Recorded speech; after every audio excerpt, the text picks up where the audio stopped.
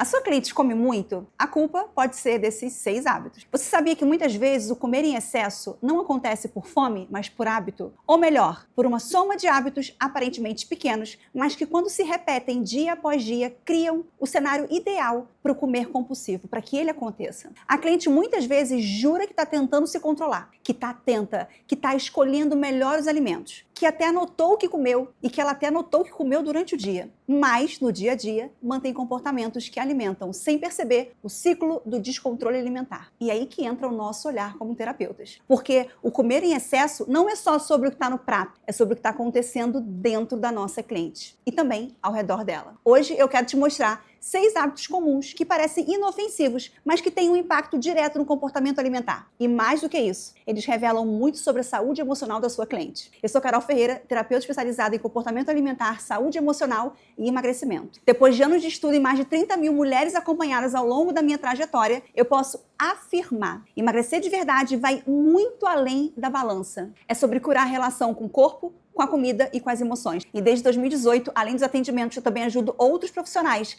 a conduzirem processos terapêuticos com foco no emagrecimento. Se você já atua com comportamento alimentar ou quer se tornar um terapeuta de emagrecimento, fica por aqui, porque esse canal foi criado pensando em você. Vamos embora começar então? Primeiro hábito: comer distraída. Sabe aquela cliente que almoça na frente do computador, que janta vendo série, que faz o lanchinho enquanto responde e-mail ou enquanto ela rola o feed do Instagram? Essa cliente não está apenas se alimentando, ela está se desconectando do ato de comer. E isso tem um impacto profundo no comportamento alimentar. Comer com distração enfraquece a percepção de saciedade. O corpo come, mas a mente não registra. Isso ativa uma sensação de vazio, que não é fisiológica, é emocional. É como se faltasse algo, mesmo com o estômago cheio. E o mais interessante é que muitas clientes que comem distraídas fazem isso todos os dias, o tempo inteiro, mas não se dão conta. Elas não se lembram do gosto, da quantidade, do prazer. É como se o ato de comer tivesse virado um fundo de tela, um segundo plano.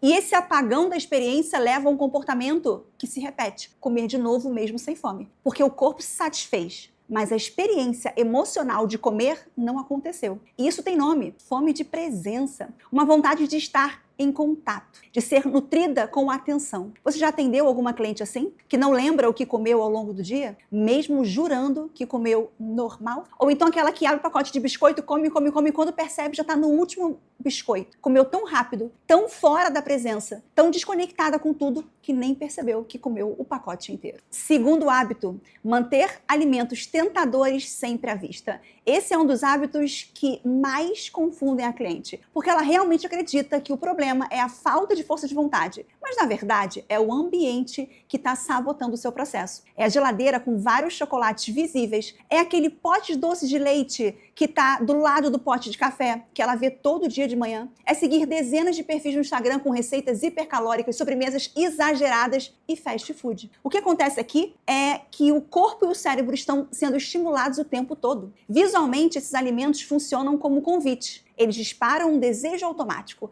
não porque ela está com fome, mas porque ela está sendo provocada por estímulos constantes. E a cliente que vive num ambiente onde tudo é gatilho nunca entra em descanso. Ela vive sempre em estado de alerta. Ela sente que precisa resistir o tempo todo. E esse esforço contínuo de resistir leva à exaustão emocional. Resultado, ela acaba comendo. Não porque não quis resistir, mas porque ninguém aguenta lutar contra um ambiente que provoca o tempo todo. E aí vem a culpa. Ela se sente fraca, acredita que não tem controle, mas na verdade ela está apenas reagindo ao ambiente desorganizado que ela está inserida. E um dos papéis do terapeuta é justamente ajudar a cliente a perceber isso. Não para culpabilizar o ambiente, mas para devolver a ela o senso de autoria. Ela pode reorganizar esse espaço. Ela pode escolher quais estímulos alimentares ela quer ter perto dela. E com isso, tudo vai ficar muito mais fácil. Agora vamos para o terceiro hábito, que tem raízes lá atrás, na infância: comer rápido demais. Esse é um clássico nos atendimentos e quase sempre tem origem em experiências da infância. A cliente que precisava dividir o prato com o irmão, que era ensinada a comer tudo rápido, que não podia sujar, que não podia repetir, que ouvia: engole logo, não enrola, come antes que esfrie. O resultado é um corpo que aprendeu que comer é algo para ser feito sem pausa, sem prazer, sem conexão, rápido.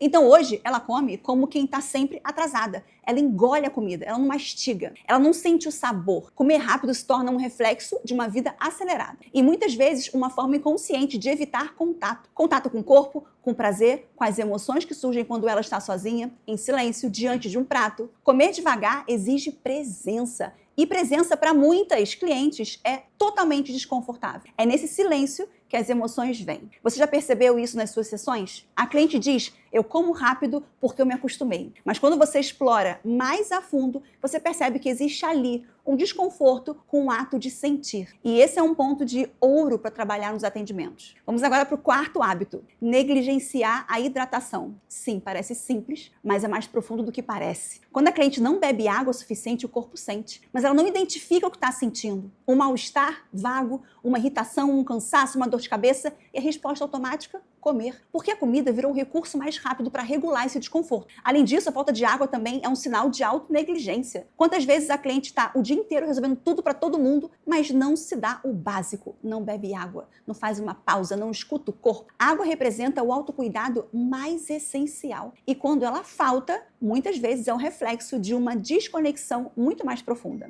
A cliente não cuida do corpo porque, no fundo, ela não sente que merece esse cuidado. E esse ponto abre portas para falar de autoestima, de valor, de merecimento. Você costuma perguntar sobre hidratação nos seus atendimentos? Conta aqui nos comentários. Essa pergunta simples pode abrir conversas riquíssimas. Vamos agora para um dos hábitos mais negligenciados e mais impactantes. Dormir mal. Privação de sono desregula o corpo inteiro. Afeta os hormônios que controlam a fome, a saciedade, afeta o humor, o raciocínio, a paciência. A cliente que dorme mal acorda no dia seguinte mais irritada, mais ansiosa, mais vulnerável. E com isso, o que o corpo pede? Gratificação rápida, conforto, energia. E a comida entra como anestésico. Ela não come para se nutrir, ela come para compensar um cansaço que não foi cuidado. Sem sono de qualidade, o corpo vive exausto. E a mente vive buscando recompensas imediatas. O ciclo se repete, ela dorme mal, acorda mal, come mais do que precisa, se sente culpada e no dia seguinte tudo recomeça. Como terapeuta, você pode ajudar a cliente a perceber como o sono impacta diretamente na relação com a comida.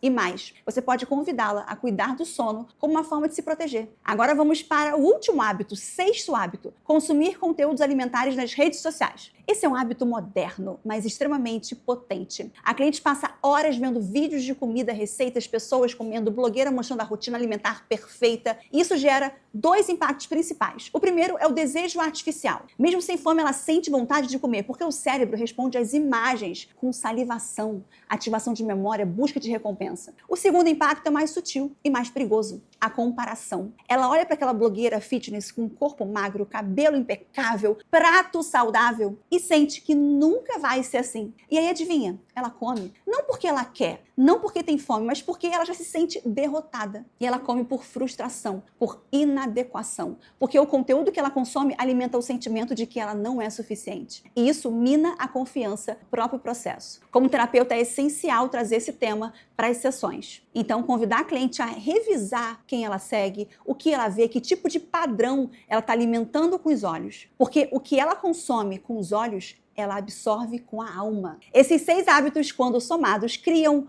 um terreno fértil para o descontrole alimentar. E o mais importante, nenhum deles acontece por acaso. Por trás de cada hábito existe uma história, uma forma de se proteger, um modo de lidar com o mundo e uma tentativa de regular o que não foi cuidado emocionalmente. Por isso, o nosso papel como terapeutas não é só orientar mudanças de comportamento, é ajudar a cliente a entender o que cada hábito revela sobre a forma como ela se relaciona com ela mesma. Se esse conteúdo trouxe novas ideias para o seu trabalho como terapeuta, deixa o seu like, comenta para mim. É um jeito simples de apoiar e fortalecer essa troca por aqui. E se você quer se tornar terapeuta de emagrecimento ou já atua com comportamento alimentar, mas sente que precisa de mais recursos para evoluir nos atendimentos, clica no link que está aqui na descrição do vídeo e conheça mais sobre a minha formação de terapeuta de emagrecimento. Aproveita que as inscrições estão abertas. Eu te vejo no próximo vídeo.